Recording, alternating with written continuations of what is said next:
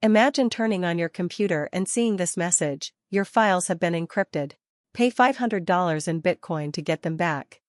That's a ransomware attack, and the scary part is how easy it is to avoid. Ransomware is malicious software that encrypts your files so you can't access them. Hackers then demand payment, usually in cryptocurrency because it's harder to trace, in exchange for the key to unlock your files. Think of your computer files like the rooms in your house: photos in one room, work documents in another, personal files somewhere else.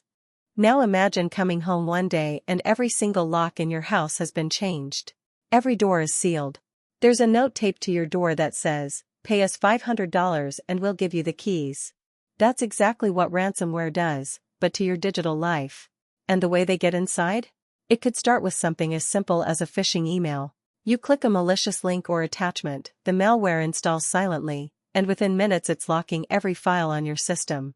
The good news is that most attacks are completely preventable. Back up your files, think twice before clicking, and keep your software updated.